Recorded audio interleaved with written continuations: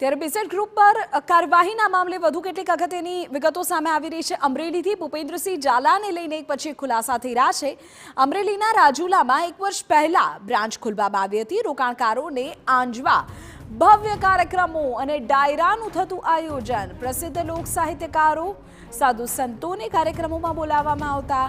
Luxurious કારના કાફલા સાથે ભૂપેન્દ્રસિંહ ઝાલા કાર્યક્રમોમાં એન્ટ્રી કરતો।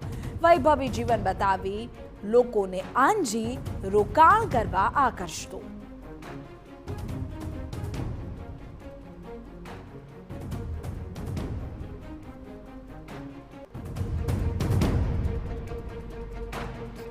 આપણે નવાઈ લાગશે કે આ મહાઠગ રાજનેતાઓ સાથે સંબંધો છે તેવો દેખાવ કરી તેમના હસ્તે પોતાને સન્માનિત કરી લોકોને આકર્ષતો। એટલું જ નહીં, સાધુ સંતો અને કલાકારોમાં પણ તેમની ઓળખાણ છે તેવો માહોલ તે બનાવતો હતો। અમારા સંવાદદાતા જયદેવ આ બાબતે વધુ વિગતો આપી રહ્યા છે। જયદેવ, કઈ રીતે અમરેલીમાં આખી લોકોને આકર્ષવા માટેની રીતસરનું કહી શકાય કે પ્લાનિંગ સાથે કાર્યક્રમ થતા હતા, કલાકારોને બોલાવવામાં આવતા હતા?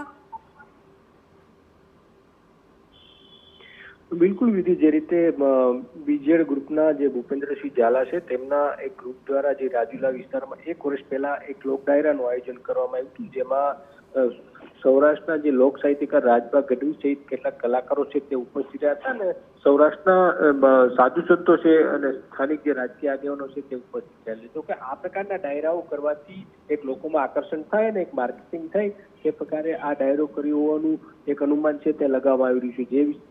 જે દિવસે તે ઓફિસનું ઓપનિંગ કરવામાં આવ્યું હતું, બીજેડ ઓફિસનું, એ સમયે આ લોક ડાયરો છે તેમનું આયોજન કર્યું હતું। ખૂબ મોટી સંખ્યામાં લોકોને એકત્ર કરવામાં આવ્યા હતા। ખાસ કરી સાધુ સંતો જ્યારે એકઠા થતા હોય ત્યારે સ્વાભાવિક છે કે લોકો છે તે આસ્થા સાથે જોડાયેલા હોય છે, તેવા સમયે લોકો ખૂબ મોટી સંખ્યામાં આવતા હોય છે। એટલે જે પ્રકારે ડાયરાઓના વિડીયો છે તે પણ સામે આવી રહ્યા છે।